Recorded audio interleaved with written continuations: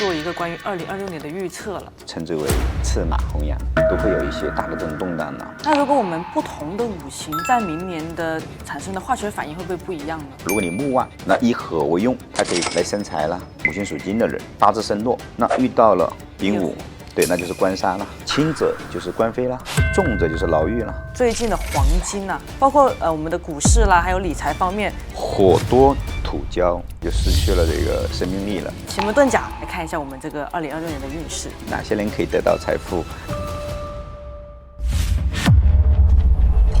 元丰地冲，启发的真的是虚见害是天罗地网，一尘脱俗啊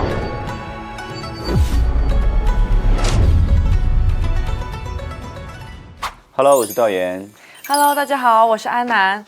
哎，道元老师，现在临近年底了嘛，我看有很多师傅其实都在做一个关于2026年的预测了。有很多人说其实是赤马红羊节嘛，也有很多以前古代的战争啊都发生在这个年份，所以我想看一下道元老师对这个2026年有什么需要注意的地方，有哪些方面需要我们特别小心的，有哪些方面是比较好的呢2026年是丙午年，是。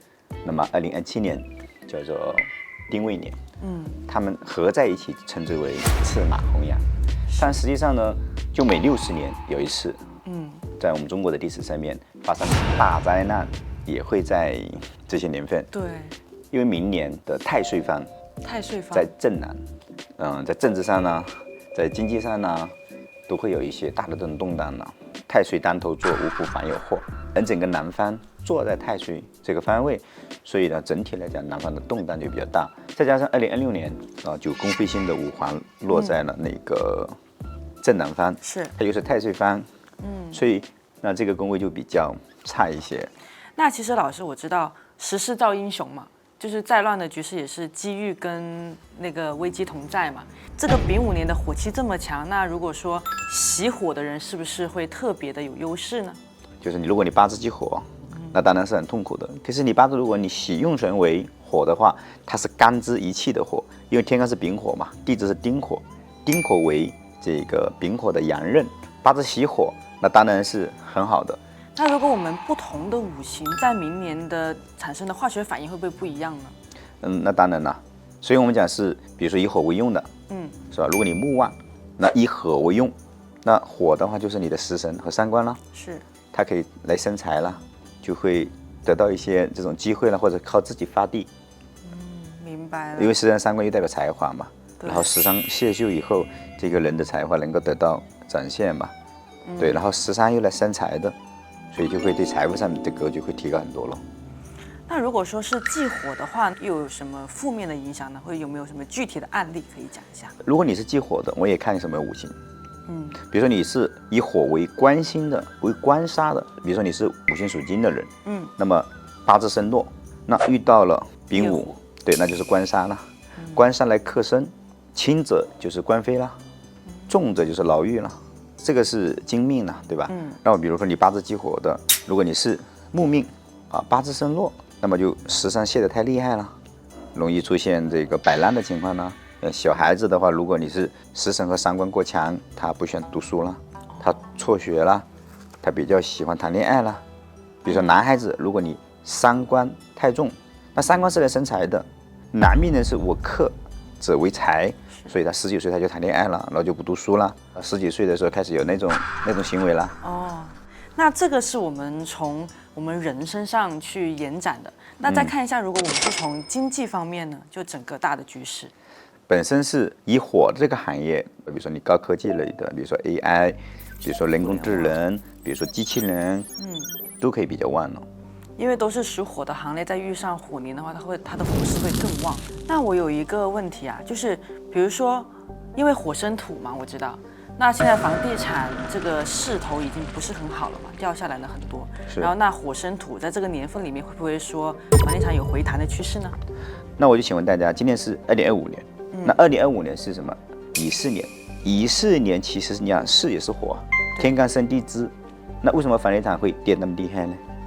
因为我们是九子火运，20年的大运是火运，然后我们的流年也是火运，火多土焦，它就不照着生命，它就不创造东西。比如说地能够生北财，但是如果太多的火的话，它就会功效，对，就失去了这个生命力了。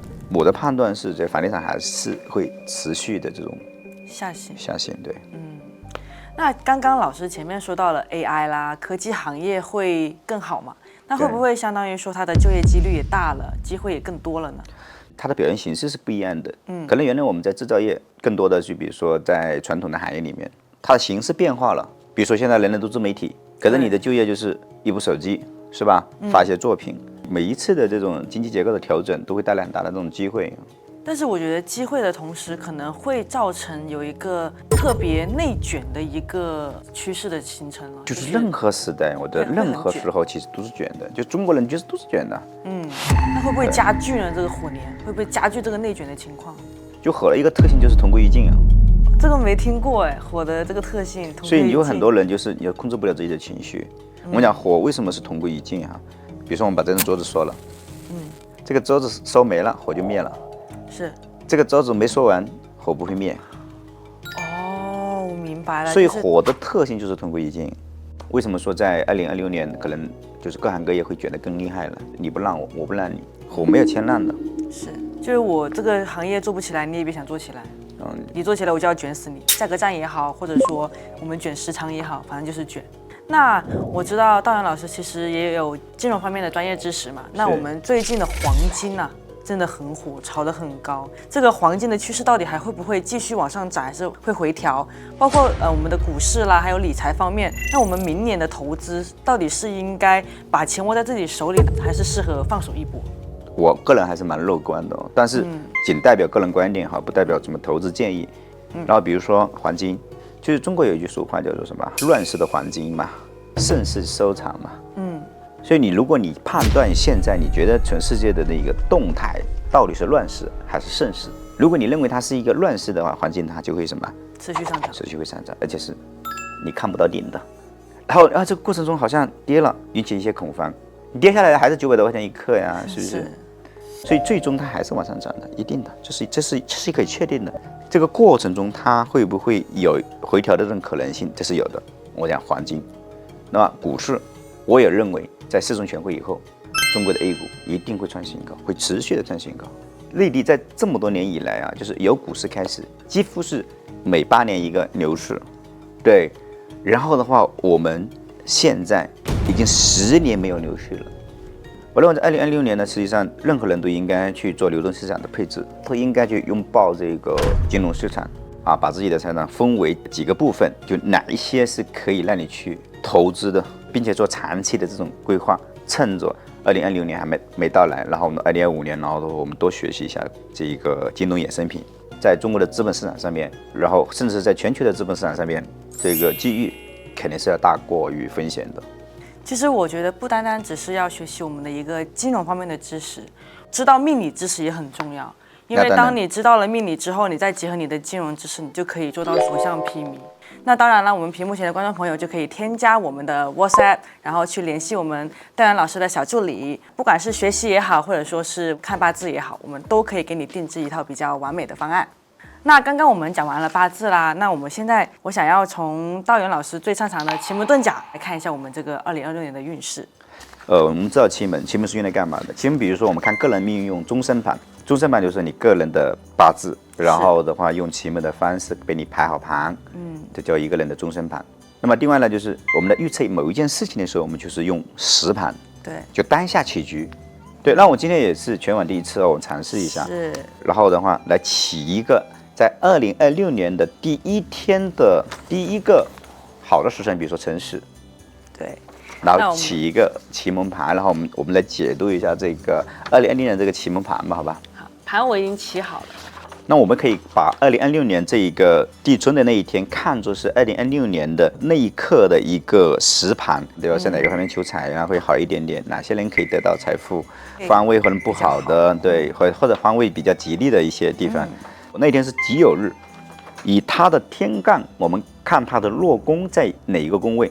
那么它的落宫在西北方，逢九阴，然后又逢什么天心星、凶门。那么阴就代表什么呢？也可以代表文化嘛。天心星也代表比较吉利的东西嘛。它也是比如说大地文化。那么求财的地方，一是看生门，二是看开门。那生门就在什么正北方啊，六合逢生门。但是这个生门的这个地方呢，门破就被克制了。其实北方求财的话，它的几率就不会太大嘛。在东北方求财也几率不大嘛，因为分三门啊。在哪个方向求财是最稳定的？比如说开门，在正西方求财是最稳妥的，就奇门遁甲看哈。那我们再从一个时间段来看一下呢，哪个月份会比较好一点？有没有说哪些比较关键的时间需要留意，或者说比较合适去做一些行动的？这个还是要回归到每个人的个人命盘了。比如说我们已知的方向，从奇门上面看，我们正西方求财会比较好一点点，因为这西方没有刑冲克害，这是大致性的方向。可是每一个人的他的命理的就是喜用神都不一样。刚好你用神呢为金，然后明年又是什么？又是在西方可以求财，然后刚好又从事这个行业，从事文化或者金融的行业，那么的话你就赚钱的速度就比别人快很多。那希望道阳老师能给到我们在2026年的一个建议吧，应该秉持着一个怎么样的心态呢？大家如果关注我的频道，我一直跟大家讲，就生命是一场宿命论。对，如果你有机缘，然后你遇到一个高人，能够得到他的点化，然后能够得到名师指路，其实比你一个人去做挣扎、去努力，然后的要好得多。所以中国有句俗话叫“富在术数嘛，不在劳真嘛”。如果你做所有的决定都是依靠自己的认知，那么可以肯定的是，你现在的日子并不太好过。但什么时候你开始说，我要去探索命运，我的生命为什么这样子去过？明年我会不会很好？我接下来人生会不会很好？